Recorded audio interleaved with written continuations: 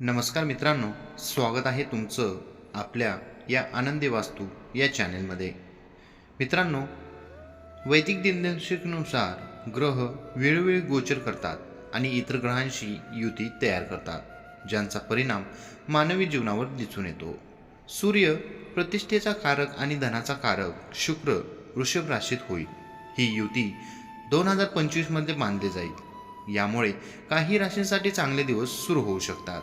याशिवाय लोकांसाठी अचानक आर्थिक लाभ आणि प्रगती होण्याची शक्यता आहे. चला जाणून घेऊया कोणत्या आहेत भाग्यशाली राशी. वृषभ राशी. शुक्र आणि सूर्याची युती तुमच्यासाठी फायदेशीर ठरू शकते, कारण हा युती तुमच्या राशीच्या लग्न भावात निर्माण होणार आहे. त्यामुळे या काळात तुमची कार्यशैली सुधारेल. या व्यतिरिक्त कामातून उत्पन्नाचे नवीन स्रोत तयार होतील. अडकलेले पैसे परत मिळू शकतात.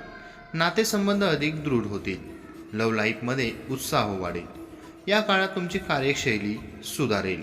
यावेळी कुटुंबासह सहलीचे नियोजन करता येईल. जुन्या आजारांपासून आराम मिळण्याची शक्यता आहे. तसेच या काळात विवाहित लोकांचे वैवाहिक जीवन चांगले राहील, तर अविवाहित लोकांना लग्नाचा प्रस्ताव येऊ शकतो. कुंभ राशी. कुंभ राशीच्या लोकांसाठी सूर्य आणि शुक्राची युती अनुकूल ठरू शकते, कारण ही युती तुमच्या गोचर कुंडलीच्या 4थ्या भावात तयार होणार आहे. त्यामुळे या काळात तुमच्या सुख सुविधांमध्ये वाढ होऊ शकते. तसेच हा काळ तुमच्यासाठी आर्थिकदृष्ट्या खूप शुभ राहील. नवीन मालमत्ता खरेदी किंवा गुंतवणूक करण्याची शक्यता आहे.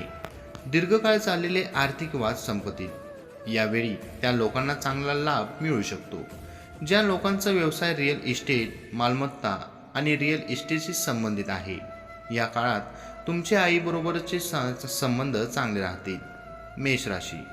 सूर्य आणि शुक्राची युती तुमच्यासाठी फायदेशीर ठरू शकते, कारण तुमच्या गोचर कुंडलीतून धन आणि वाणीच्या ठिकाणी ही युती तयार होणार आहे. त्यामुळे या काळात तुम्हाला वेळोवेळी अनपेक्षित आर्थिक नफा मिळू शकतो. तसेच यावेळी तुमच्या वाणीचा प्रभाव वाढेल, ज्यामुळे लोक प्रभावित होतील. वैवाहिक जीवनात मधुरता वाढेल. प्रेम जीवनातही जवळीक येईल. कुटुंबासह सहलीचे नियोजन करता येईल.